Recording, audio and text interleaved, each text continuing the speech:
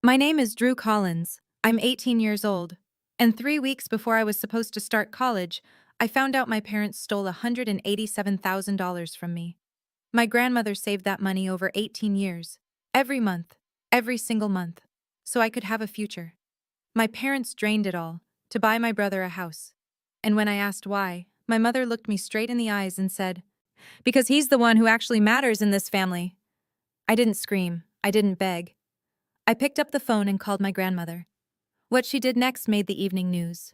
Before we begin, if you connect with this story, please take a moment to like and subscribe, but only if it truly speaks to you. Tell me in the comments, where are you watching from and what time is it there? Now let me take you back to 3 weeks ago, the day one phone call changed everything. I grew up in Ridgemont, small town, 12,000 people, the kind of place where everyone waves from their porch and nobody locks the front door. Our house sat on Oak Street, a brown ranch style with a patchy lawn and a basketball hoop Tyler stopped using years ago. 4 of us lived there: Mom, Dad, my older brother Tyler, and me. On paper, a normal family. In practice, a ranking system. Tyler was the sun. I was background noise. He dropped out of college his sophomore year. His mom threw him a dinner, called it a fresh start celebration. He quit 3 jobs in 2 years. Mom called each boss ungrateful. He moved back home at 24. Mom redecorated his old room. Me? I made honor roll every semester. I joined debate team, worked part-time at the coffee shop on Birch Avenue starting at 15, bought my own textbooks, my own clothes, never asked for gas money. And every time I brought something home, a trophy, a grade report, an acceptance letter, Mom would glance up from whatever she was doing and say, "That's nice, Drew." I remember one evening specifically, junior year. I walked in with a report card, straight A's again, and Mom was on the phone with Tyler. She waved me off without looking, pointed at the kitchen counter. I set the report card down. It was still there 3 days later, unopened. Dad sat at the end of the table most nights, quiet, eyes on his plate. He never said I didn't matter. He just never said I did. The only person who ever made me feel like I counted was my grandmother, Grandma Ruth. She told me when I was 10, "This money is yours, sweetheart. I saved it for your future." I never doubted that. Not once. I didn't know Mom had started draining the account the previous November. Let me tell you about my brother, Tyler Collins, 26. Tall, easy smile, the kind of guy who walks into a room and everyone likes him. He got that from Mom. The charm. At the way people just gravitate. What he didn't get was follow-through. He enrolled at State, lasted 3 semesters, then told Mom the professors didn't understand his potential. She agreed. He tried sales, quit, tried bartending, fired, tried freelance graphic design, which mostly meant sitting in his apartment scrolling Reddit while invoices went unpaid. Every single time, Mom had an explanation. The system isn't built for creative people like Tyler. His boss was threatened by him. He just needs the right opportunity. And every single time I succeeded at something, Mom had an explanation for that too. Girls have it easier, less pressure. Drew's just book smart. That's not the same as real-world smart. She doesn't have Tyler's burdens. Thanksgiving last year. I'd just gotten accepted to 3 universities. I was waiting for Mom to bring it up at dinner. She didn't. As instead, she stood at the head of the table, raised her glass, and said, "I want everyone to know, Tyler is going to do something incredible. I believe that with my whole heart." The table clapped. Uncle Jim, Aunt Patty, Cousin Sarah, everyone. Nobody mentioned my acceptances. Not one person. Dad sat at the far end, fork in hand, staring at his mashed potatoes like they held the answers to something. After dinner, my phone rang. Grandma Ruth. She wasn't at Thanksgiving. Bad knee that winter. But somehow she knew. Her voice was careful, deliberate. "Drew, I need you to keep everything I've ever sent you. Every envelope. You understand me?" I didn't understand. Not then. "Yes, Grandma. I will." I wish I'd asked why. 3 weeks before move-in day, a Tuesday in July, I'm sitting at the kitchen counter with my laptop open, finalizing my enrollment checklist. Housing deposit, paid from my coffee shop savings. Meal plan, selected. Tuition, to be transferred from my college fund. I call the bank to confirm the wire instructions. Routine. I've rehearsed this call in my head for months. The woman on the line asks for my social security number. date of birth, account verification. I give her everything. Then silence. Not a pause. Silence. The kind where you can hear someone choosing their words. Miss Collins? I'm showing a current balance on this account of $214.36. I laugh. I actually laugh because obviously there's a mistake. I'm sorry. Can you check again? The account should have approximately 187,000. More silence. Keyboard clicking. Ma'am, I'm looking at the transaction history. There have been multiple withdrawals over the past 8 months. Amounts ranging from $9,000 to $15,000 per transaction. The withdrawals were authorized by the custodian on the account, a Mr. Roy Collins. My father.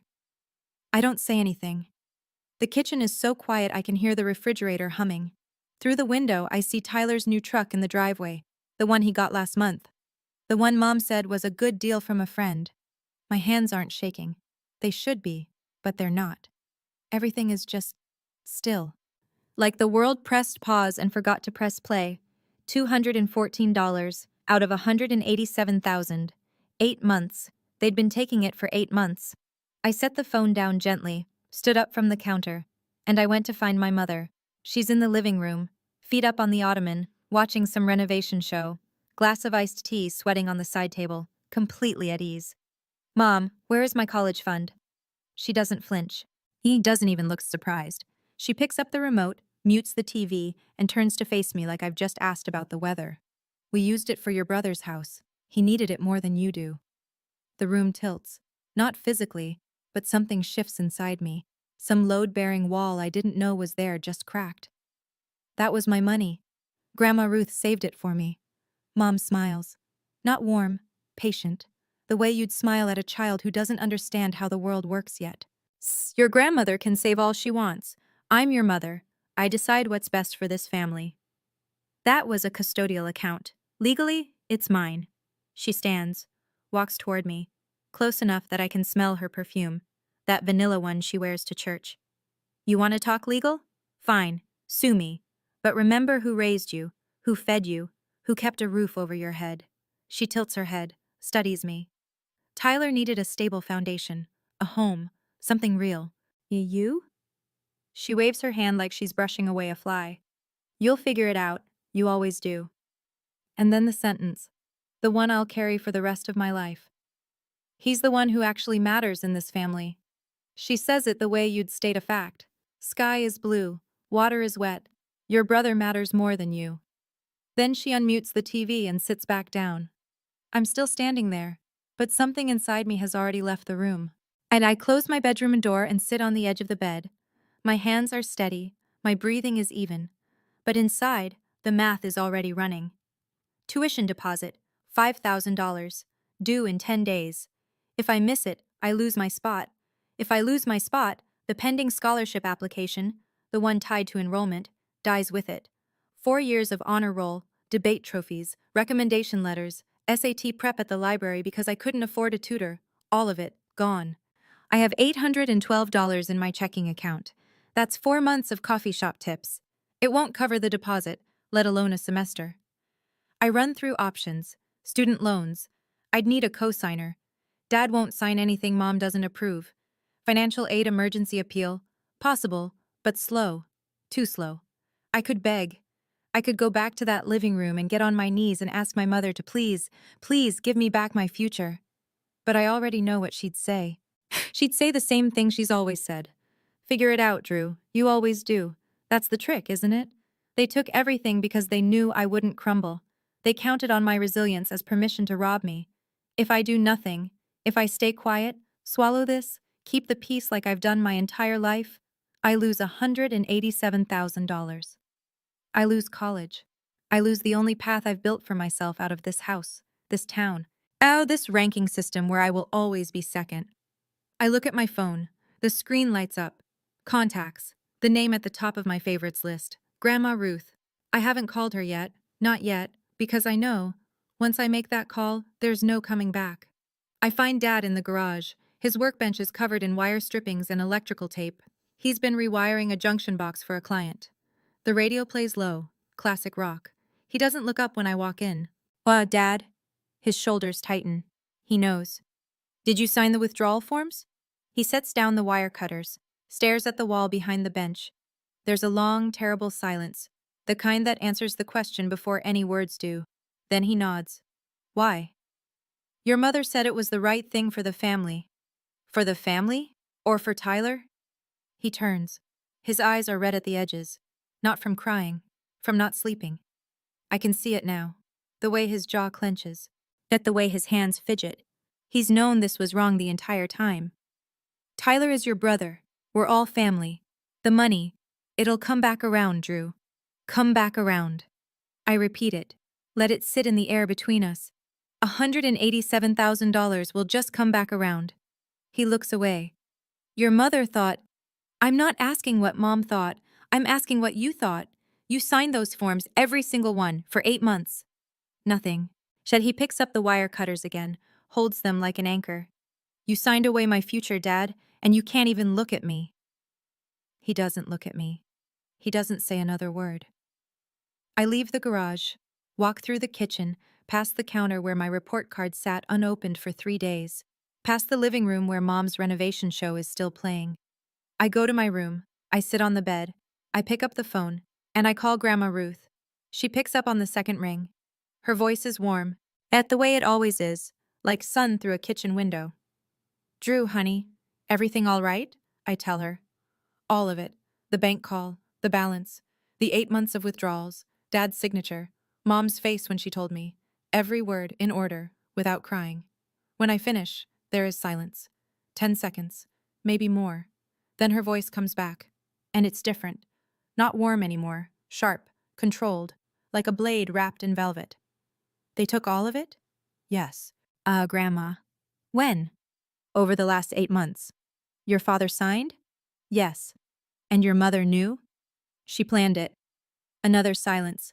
I hear her breathing, slow, deliberate. The way she breathes when she's thinking, really thinking, about what comes next. Drew, listen to me carefully. Her voice is steady now. No tremor, no hesitation. That money is yours, not theirs, not the family's. Yours. Do you understand me? Yes, ma'am. I have every document, every single one. From the day I opened that account. Something in my chest loosens. Not relief exactly, more like the moment you realize you're not alone in a dark room. Grandma, I don't know what to do. You don't need to know yet. That's what I'm here for. A pause. Are you safe? Do you need to come to my house tonight? I'm okay. Tomorrow morning, 8 o'clock. My kitchen table. Bring everything I've ever mailed you. Every envelope, every letter, every document. But can you do that? Yes.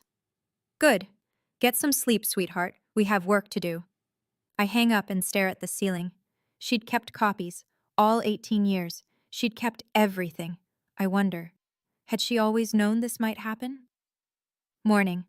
I'm pulling on my shoes by the front door when Mom appears in the hallway. Hair done, lipstick on, arms crossed. Where are you going? Grandma's house. Her face changes. Not anger, something colder. Recognition. It's like she's been waiting for this move and already has a counter prepared. You called your grandmother about this. It's her money she saved. She deserves to know. Mom steps closer. Her chin trembles, right on cue. Drew, you are tearing this family apart. Do you understand what you're doing? The tears arrive.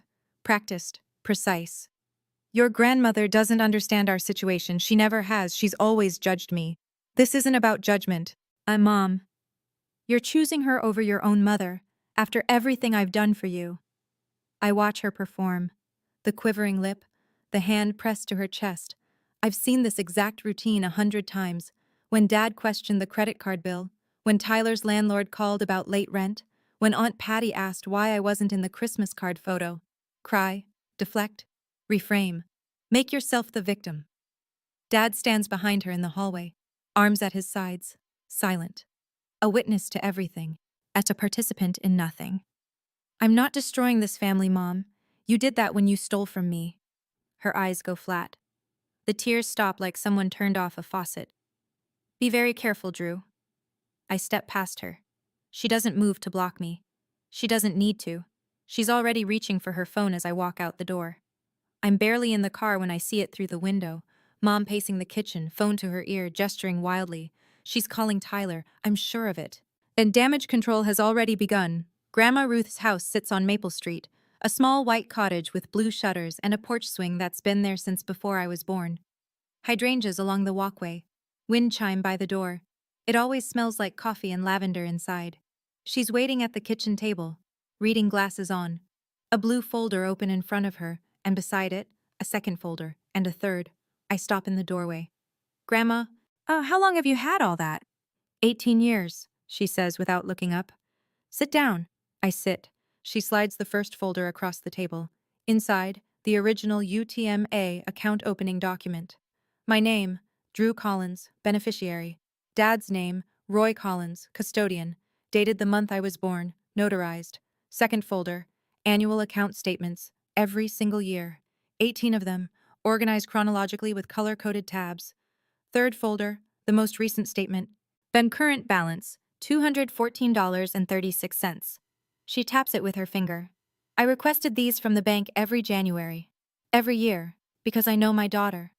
She looks up at me over her glasses. I love Diane. But I have never trusted Diane with money. My throat tightens. You knew this could happen. I hoped it wouldn't. She closes the folder gently. But I prepared for the possibility. That's not the same as expecting it. She stands, pours me coffee without asking, sets the mug in front of me. I'm calling Margaret Bowen this morning. She's the best estate attorney in this county, and then we're going to get back every cent that belongs to you. I wrap my hands around the mug. Grandma, she's your daughter. Ruth Hartwell looks at me. Her eyes are steady, clear, 74 years old, and absolutely unshakable. And you're my granddaughter, and what she did is a crime. But she did more than call a lawyer, much more than I could have imagined. And Margaret Bowen arrives at 2 that afternoon. She drives a silver sedan, wears a navy blazer even in July, and carries a leather briefcase that looks like it's survived 30 years of courtrooms. 60 years old, gray hair pinned back, handshake like a vice. She sits at Grandma Ruth's kitchen table, puts on reading glasses, and goes through every document in those blue folders, page by page. 20 minutes of silence except for the occasional sound of paper turning. And then she takes off her glasses and sets them down. Mrs. Hartwell, this is straightforward. She looks at me. Drew, this is a UTMA account. Uniform Transfers to Minors Act. The money in this account has belonged to you since the day your grandmother deposited it. Your father was named as custodian, meaning he had a fiduciary duty to manage it solely for your benefit. She taps the final statement. At withdrawing $187,000 to purchase a home for another family member is not managing it for your benefit. It is a clear violation of fiduciary duty, and given the amount, this constitutes felony theft of custodial funds under state statute. The word felony hangs in the air like smoke. What are Drew's options? Grandma Ruth asks. 2 paths: civil lawsuit for restitution, getting the money back, and a criminal complaint filed with the district attorney's office. Margaret pauses. You can pursue one or both. Ruth looks at me. I look at her. She doesn't tell me what to do. She never has. She just nods, once, and waits. Both, I say. Margaret writes something in her notebook and closes it. I'll file the complaint tomorrow morning. I'll need both of you available for statements. She shakes our hands at the door, firm, professional. The wheels are turning now. And they don't stop for anyone. After Margaret leaves, I expect Grandma Ruth to sit back down, rest, process. She doesn't. She picks up her phone and scrolls through her contacts with the focus of a woman who has already mapped out her next 3 moves. Grandma, what are you doing? Calling Karen Avery. I blink. Karen Avery, the reporter, Channel 7. She was my student, class of 2003. Good head on her shoulders, honest. Grandma, are you sure? That's public. Everyone will know. Ruth sets the phone on the table and looks at me. Really looks at me. Not with anger, not with urgency, with the calm certainty of someone who has watched her daughter rewrite the truth for 40 years. Drew, listen to me. Diane is already controlling the story. I guarantee she's called 5 people this morning and told them this is a misunderstanding, a family squabble. She'll go to church on Sunday and shake hands and smile and say her mother is being difficult. She leans forward. Your mother has survived every crisis in her life by making sure nobody hears the other side. She relies on our silence, That's how she operates. That's how she's always operated. I think about the Facebook post I know is coming, the one where mom casts herself as the victim. I think about how convincing she is, how she cried this morning on command, how even I, my who knows better, almost believed her. If we stay quiet, Ruth says, she turns this into a family disagreement. The DA sees a he said, she said, and she walks away. She picks up the phone again. I didn't save that money for 18 years to let my daughter steal it in silence. She dials. I sit at the table and realize my grandmother isn't just angry, she has a plan, and I have no idea yet how far it will go. By that evening, Mom is in full operation. My phone buzzes 11 times between 6 and 9 p.m. I don't answer. She calls Grandma Ruth. No answer. She texts us both. This is a family matter. You are destroying everything. Tyler will pay it back. Just give us time. But time is exactly what she used to take the money in the first place. 8 months of time. Quiet, calculated, month after month. Tyler calls me at 8:30. I pick up this one. Drew, Mom says you went to Grandma's. She's freaking out. She told me to come over there and smooth things over. Tyler, did you know where the money for your house came from? Silence. Then, Mom said she took out a home equity line. That's what the paperwork showed. There was no home equity line. She lied to you too. More silence. I can hear him breathing.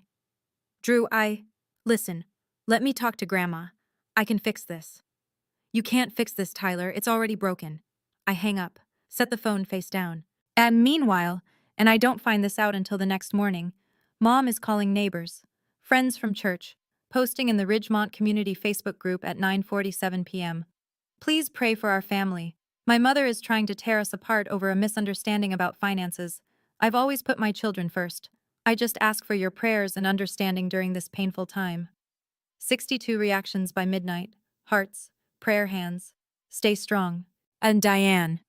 She was already rewriting the story. That's what she does. She was never going to stop. Not until someone told the truth louder. And right about then, I didn't know. But Grandma Ruth was sitting in her kitchen, drafting an email to Karen Avery with 3 blue folders at her elbow. I sat in my room that night staring at Mom's Facebook post. 62 people sending her prayers. And I thought, am I the one in the wrong here? She called it a misunderstanding. A part of me, and the part that spent 18 years wanting her to love me, wanted to believe that. But $214 in my account is not a misunderstanding. That's a choice. And her choice didn't include me. If your mother took $187,000 from you and called it a family decision, would you believe her? Or would you keep going like I did? Tell me in the comments. 2 days later. Saturday, my high school graduation party. I don't want to go. And it feels like walking into a stage play where everyone has the wrong script. But Grandma Ruth calls me that morning and says, go, sweetheart. Smile. Be gracious. Let your mother feel comfortable. Something about the way she says it makes me think this is part of a larger design. But I don't ask. The party is at our house on Oak Street. Mom has gone all out. Streamers in the school colors. A banner that reads, Congratulations, Drew, in gold letters. Catered sandwiches from the deli on Main. A sheet cake with my name on it. 30 people fill the living room and spill onto the back patio. Uncle Jim and Aunt Patty. Cousin Sarah. 3 of my teachers, including Mrs. Patterson, who taught me AP English for 2 years. Neighbors. Mom's church friends. A few of Dad's work contacts. Tyler is here too. He sits in the corner of the patio with a beer, barely talking. He looks like a man who hasn't slept in 3 days. Mom glides through the room like she's hosting the Emmys. Lipstick perfect. Smile locked in place. She touches shoulders, refills glasses, laughs at every joke. At one point, she stands near the banner and puts her arm around me for a photo. I'm so proud of this girl, she announces to no one in particular. My independent little fighter, she's going to do amazing things. I smile for the camera. I say thank you when people hand me cards. I eat cake. But the whole time I'm watching, counting faces, 30 people in this room. Not one of them knows my college fund is gone. Not yet. It happens halfway through the party. I'm standing by the food table when Great Aunt Bonnie, Mom's aunt, walks up with a napkin in one hand and a smile so genuine it makes my chest ache. So, Drew, where are you headed for college, sweetheart? I know Ruth must be so proud. The room doesn't exactly go quiet. But conversations thin. A few people turn. Before I can answer, Mom is there. Is materializing out of nowhere with her hand on my shoulder, squeezing just hard enough. Oh, Drew is still figuring things out. You know kids these days. They change their minds every other week. Aunt Bonnie tilts her head. But didn't Ruth set up a fund for her? She's talked about it for years. The room is listening now. I feel it. That collective lean in. Mom doesn't miss a beat. Mother's fund was really more of a family investment. And we redirected it where it was needed most. She beams. Tyler just bought his first home. Isn't that wonderful? A few nods, a few polite murmurs of congratulation. But not everyone. I see Mrs. Patterson near the window. She's not nodding. She's watching Mom with narrowed eyes, then looking at me, then back at Mom. Her jaw is tight. Uncle Jim glances at Dad. Dad is suddenly very interested in his paper plate. Mom keeps going. Drew has always been self-sufficient. She doesn't need a fund. She's got grit. Right, honey? She squeezes my shoulder again. The whole room is waiting for me to agree. I don't agree. I don't say anything at all. I just look at my plate and think, she just told 30 people she stole my money, and she doesn't even realize it. After the party, the backyard empties slowly. Paper plates in the trash. Leftover cake on the counter. Mom inside, doing dishes, humming like nothing happened. Tyler catches me on the back porch. Drew? Wait. I stop. He looks terrible, eyes bloodshot, hands in his pockets, shifting his weight like a kid standing outside the principal's office. That fund. Was it really yours? Like, legally? Only yours? I pull up the photo on my phone. The one I took at Grandma Ruth's kitchen table. The UTMA document. His eyes scan it. Beneficiary. Drew Collins. Custodian. Roy Collins. No mention of Tyler. No mention of Diane. No mention of family. His face drains of color. Oh, I didn't know, he says, almost a whisper. Drew, I swear to God, I didn't know. I believe you. Mom said, she told me it was a home equity line of credit. She showed me paperwork. She said it was all legitimate. There was no line of credit, Tyler. He sits down on the porch step, puts his head in his hands. For a long moment, neither of us says anything. The crickets are loud. A car passes on Oak Street. What do you want me to do? He asks. I sit down next to him, not close. But next to him. I don't want anything from you. I just want what's mine. He nods, slowly, like the weight of it is settling into his bones. She lied to me too, he says quietly. She looked me right in the face and lied. Yeah, I say. She did. We sit there in the half-dark, two siblings on opposite sides of a theft neither of us planned. And for the first time in our lives, we're on the same page. But I know, same page doesn't mean same ending. Monday morning. And Mom opens the mailbox and finds an envelope from the law office of Margaret Bowen. I know this because I hear her scream from inside my bedroom, not a word. A sound, raw, furious, like an animal caught in a trap. 30 seconds later, she's banging on my door. You're pressing charges? Against your own parents? I open the door. She's holding the letter. Formal demand for restitution. Notice of criminal complaint filed with the district attorney. Are you out of your mind? Drew? You stole $187,000 from me, from a custodial account. That's a felony. This is our family. This is not something you take to a courthouse. I don't raise my voice. I don't need to. The facts do the work. You had 8 months to tell me. You chose not to. This is the consequence. And then, the shift. The tears again, right on schedule. She crumples the letter against her chest. Her lip quivers. Her voice drops to that wounded whisper she's perfected over decades. I was trying to help this family. Both my children. You don't know the pressure I've been under. Tyler didn't need my college fund, Mom. Her eyes harden. The tears evaporate. And there she is, the real Diane. Not the martyr, not the devoted mother, the woman who looked at her daughter's future and decided it was currency. If you go through with this, she says, voice flat, you will never be part of this family again. I hold her gaze. I already wasn't. She stares at me for 3 full seconds. Then she turns, walks down the hall, and slams the bedroom door so hard the family photos rattle on the wall. The next morning, Grandma Ruth called Karen Avery, and everything changed. Karen Avery arrives at Grandma Ruth's house on Wednesday at 10 a.m. A cameraman, a field producer, a gray Channel 7 van parked on Maple Street. Karen is in her early 40s and sharp eyes. She shakes Grandma Ruth's hand at the door and says, "Mrs. Hartwell, I haven't seen you since sophomore English." "You were a terrible speller," Ruth says, "but an excellent listener. That's what matters today." They sit at the kitchen table. The blue folders are open, camera rolling. Ruth tells the story the way she does everything, calmly, completely without embellishment. 18 years of saving. $500 to $800 a month from a teacher's salary and pension. A total of $187,000, including investment returns, all deposited into a custodial UTMA account for her granddaughter, Drew Collins. She slides the documents across the table. Opening paperwork, annual statements. The final balance, $214. "My daughter and her husband withdrew every penny," she says, looking directly into the camera. "They used it to purchase a house for their son, not for Drew. Drew did not receive a single cent." Karen asks, "And you're filing criminal charges against your own daughter?" Ruth folds her hands, steady, unshakable. "I love my daughter. I will always love my daughter. But I love justice more. And Drew deserves justice. That money was never mine to give Diane. It was never Diane's to take. It belonged to Drew from the day I deposited the first dollar." The camera holds on her face for a long moment. 74 years old, retired schoolteacher, backbone of steel. Karen Avery thanks her, packs up, and tells us the segment will air on Thursday evening's broadcast. 48 hours. In 48 hours, the whole town will know. Thursday, 6 o'clock news. I watch from Grandma Ruth's living room. She sits in her armchair, hands folded in her lap, eyes on the screen. And neither of us speaks. The segment runs 4 minutes.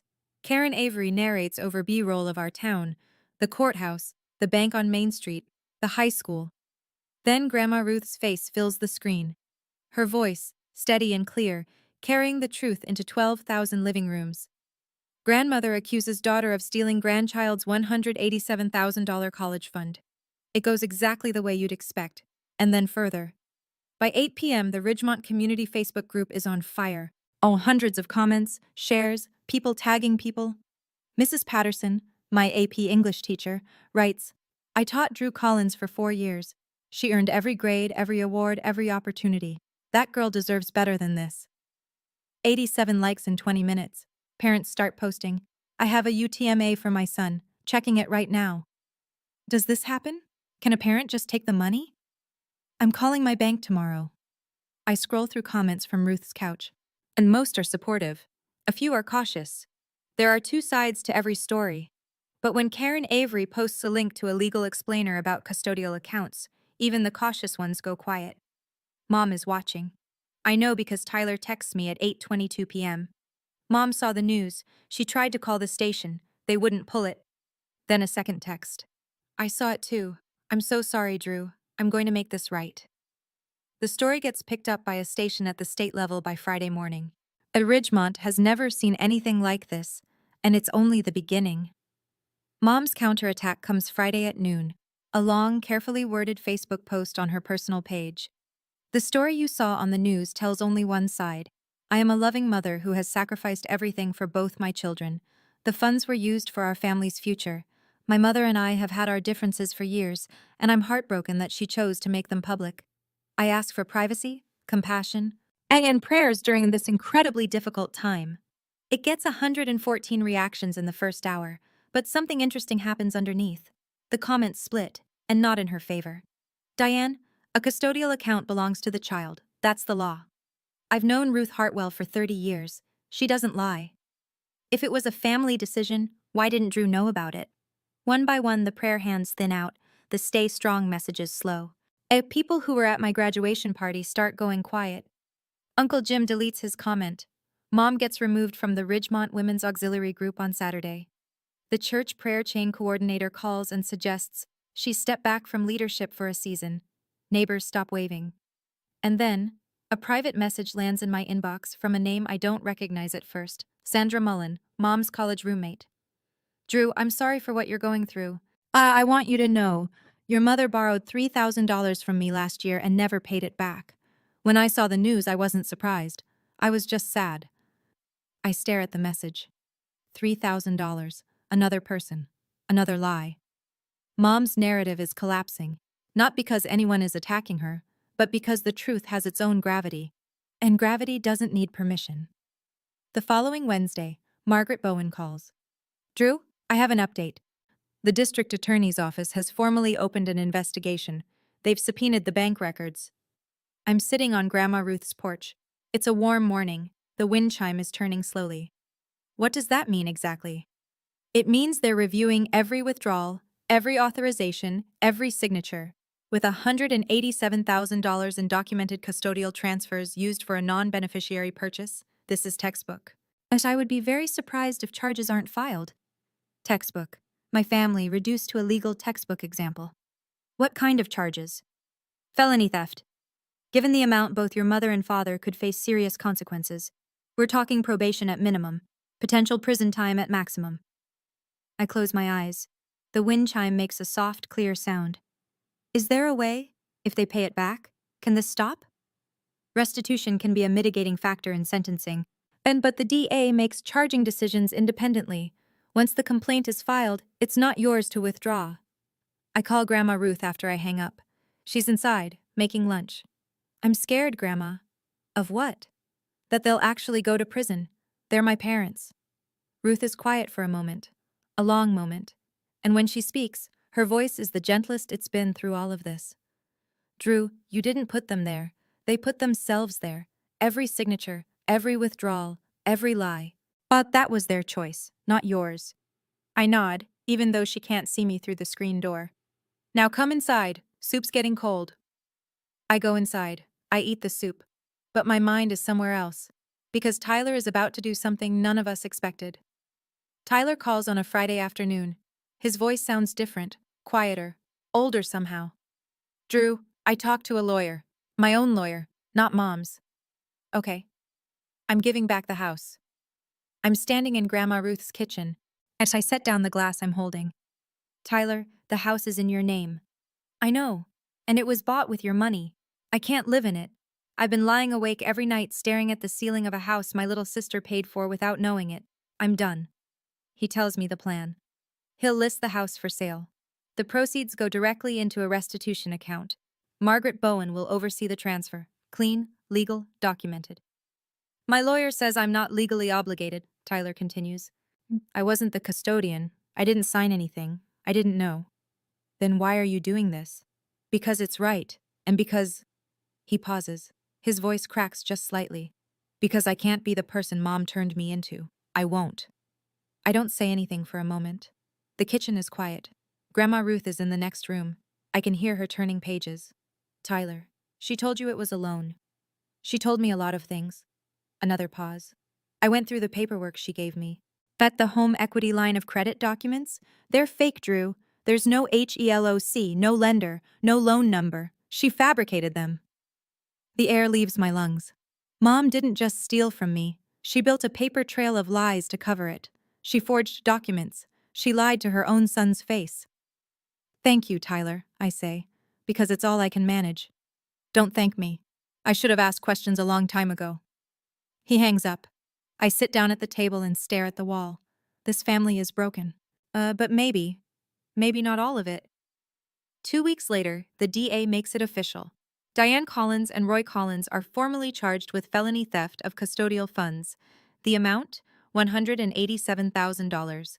The charge? Misappropriation of UTMA assets held in fiduciary trust for a minor beneficiary. Karen Avery runs the update on Thursday's broadcast. Ridgemont couple faces felony charges after allegedly draining granddaughter's college fund. Mom hires a defense attorney. Yet his strategy is predictable. Argue that as custodian, Roy believed he was acting within his rights, that the family understood the funds to be collective. A misunderstanding of custodial obligations. But the bank records tell a different story. 9,000 here, 12,000 there, 15,000.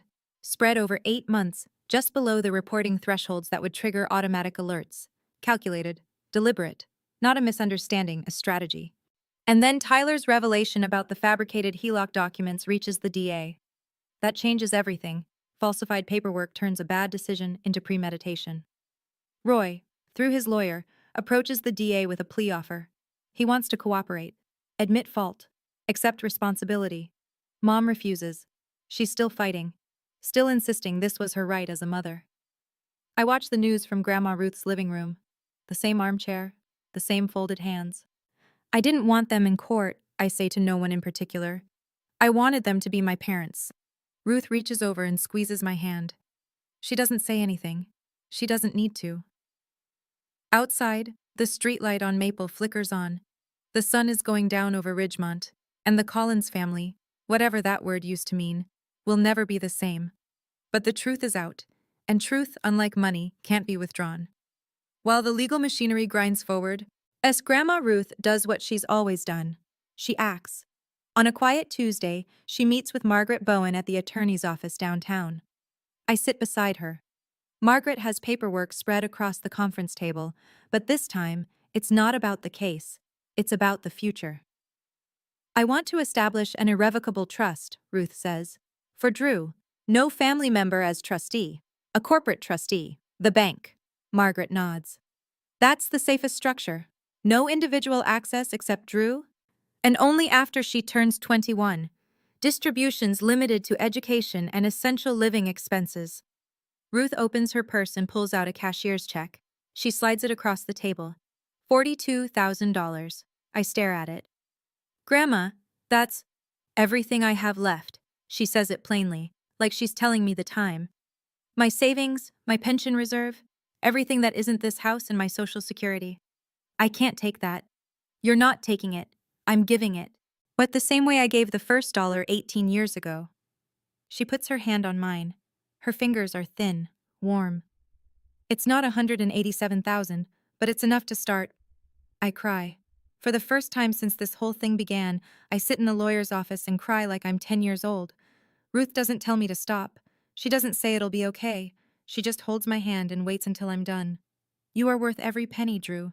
You always have been. Margaret files the trust paperwork that afternoon. $42,000. Protected, untouchable, waiting for me. My grandmother is 74 years old. She just gave away her entire safety net. For me. Because she believes I'm worth it. And for the first time in a long time, I believe it too. Consequences don't arrive all at once. They accumulate like snow on a roof. Quiet at first, then heavy enough to change the structure. As Mom gets let go from her part-time job at Ridgemont Floral. Mrs. Garza, the owner, calls her into the back room on a Monday and says, "Diane, I can't have someone facing felony charges representing my shop. I'm sorry."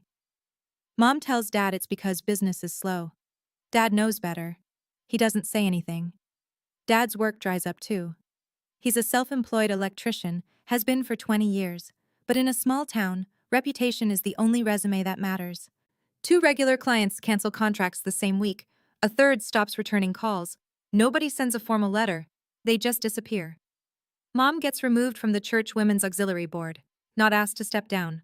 Removed. Pastor Davis calls the house and requests a private meeting. Mom doesn't go. The neighborhood shifts, subtle but unmistakable. Mrs. Whitfield across the street used to wave every morning. Now she checks her mailbox with her back turned. At the Petersons next door stop inviting my parents to the 4th of July barbecue. Tyler sells the house. It closes in 6 weeks. Net proceeds after fees, $178,000. Every cent goes into the restitution fund that Margaret Bowen set up. Tyler moves into a studio apartment across town. He picks up extra freelance work. He doesn't complain. Tyler and I still talk. Short conversations, careful ones. Yet he texts every few days. "Hope classes go well." I reply, "Thanks, hope you're okay." We're not where we were, but we're not gone either. The town doesn't forget. But the town also doesn't pile on. People just adjust. They rearrange their understanding of who Diane Collins really is. And that for someone who built her life on image, is the worst punishment of all. I don't ask for help. I never have. That's kind of the whole problem. But help comes anyway. Mrs. Patterson, my AP English teacher, the one who watched Mom's speech at the graduation party and didn't nod, starts a GoFundMe 3 days after the Channel 7 story airs. The title? Help Drew Collins Get to College. Goal? $20,000. It hits 20,000 in 16 hours. By the 72-hour mark, the total is $67,000. Donations from across the state. $5 here, 50 there, a few anonymous gifts of 500. People I've never met. Writing notes like, I was the overlooked daughter too, go get your degree. And, Ruth Hartwell taught my mother in 1987. The apple doesn't fall far. Then the university calls, the admissions office, a woman named Dr. Simmons. Drew, we've been following your situation. We'd like to offer you a full tuition scholarship based on your academic merit and demonstrated community leadership. I'm sitting on Grandma Ruth's porch when she says it. My hand shakes for the first time in weeks. So, full tuition? Full tuition. 4 years. We believe in you, Drew. I hang up and walk inside. Ruth is at the kitchen table, always the kitchen table, reading the newspaper. I stand in the doorway. She looks up. I got it, I say. Full scholarship. Her face doesn't change at first. Then her chin trembles. Then her eyes fill. And Ruth Hartwell, the woman who filed criminal charges against her own daughter without shedding a single tear, cries. And it's the only time I've ever heard her cry. I knew you would, she whispers. I always knew. The GoFundMe gets redirected to living expenses and books. Every dollar accounted for, every penny toward the future. And somewhere in the list of donors, an anonymous gift of $500. I find out later it was Tyler. 4 months later. October. The leaves on Maple Street have turned gold and the air smells like wood smoke in someone else's fireplace. Roy's plea deal goes through first. He pleads to misdemeanor theft, reduced from felony, in exchange for full cooperation and testimony. 3 years probation, $93,500 in restitution, his half. He stands in the courtroom in a gray suit that doesn't fit quite right and says, I accept responsibility, Your Honor. He doesn't look at me, but I see his hands trembling at his sides. Mom holds out longer. So she cycles through 3 arguments. The money was a family resource. She had custodial discretion. Ruth was acting out of spite. Her attorney pushes each one. The judge listens. The evidence speaks louder. The fabricated HELOC documents seal it. In the end, Diane Collins accepts a plea. Felony theft, reduced to Class 4. 5 years probation. $93,500 in restitution. 200 hours of community service. No prison time, but a permanent felony on her record. And she says nothing in court. Not, I'm sorry, not, I was wrong. She signs the paperwork, stands, and walks out of the courtroom without looking at anyone. Tyler's house sale covers $178,000 of the total restitution. Mom and Dad owe the remaining $9,000 through monthly payments. Combined with Ruth's trust, the scholarship, and the GoFundMe, I start college in the fall. On time, fully funded, textbooks bought, dorm room assigned. And I sit on my new bed on move-in day and let the math settle in. Justice doesn't feel like victory. It feels like grief with a receipt. There was a moment, I keep thinking about it, if Mom had just said, I'm sorry. 2 words. Would I have dropped the charges? I don't know. But she never said it, not once, not even today. That's the part I keep coming back to. Not the money, not the courtroom, the silence where an apology should have been. And I sometimes wonder, if your parents did this to you, and they never once said they were sorry, even with the evidence in front of the judge, even with the whole town watching, could you forgive them? Or would you hold the line? I don't have the answer yet. Maybe I never will. But I'd really like to know what you think. Would you forgive? Or would you protect your boundary? Tell me in the comments. I read every single one. It's November now. My dorm room is small. A single bed, at a wooden desk, a window that looks out over the main quad where students cut across the grass between classes. On the wall above my desk, there's one photo. Grandma Ruth and me on graduation day. She's wearing her blue cardigan, the one with the buttons she's had since I was a baby. I'm in my cap and gown. We're both smiling. It's the only photo from that day I kept. People ask me sometimes, friends here at school, a roommate, a professor who read the article, whether I hate my parents. And I don't. That's the honest answer, and it surprises people. I'm angry. I'm hurt in places I don't fully understand yet. But hate takes energy I'd rather spend elsewhere. What I feel is something quieter than hate and heavier than sadness. It's the weight of knowing that the people who were supposed to protect you chose not to. I'm not telling this story so you'll feel sorry for me, and I'm not telling it so you'll despise my mother. As I'm telling it because I spent 18 years believing that silence was strength, that if I was just good enough, quiet enough, easy enough, Eventually, I'd be seen. I was wrong.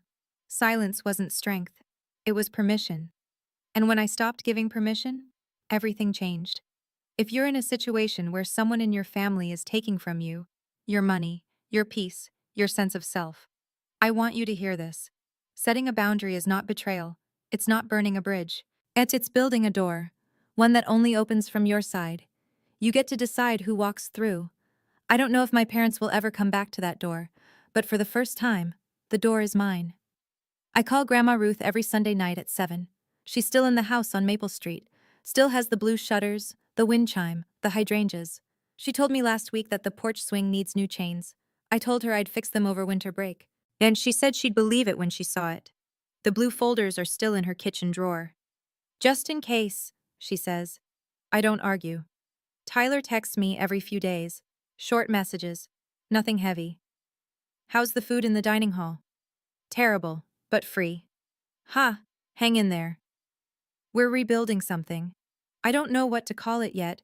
It's not what it was before, because what it was before wasn't real. This is slower, more careful, built on something that might actually hold. But Mom and Dad, I don't talk to them. No calls, no texts, no visits. 2 months after the sentencing, a letter arrived at my dorm. Handwritten. Mom's stationery. The cream-colored kind with her initials embossed at the top.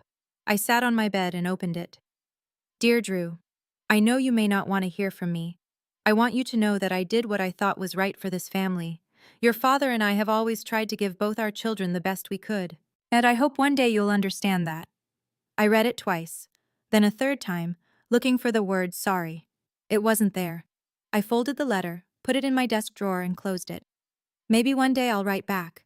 Maybe I won't. But that choice, for the first time in my life, is mine. I look out the window at the quad. Students walking to class in the cold. Breath visible. Futures ahead of them. Mine too.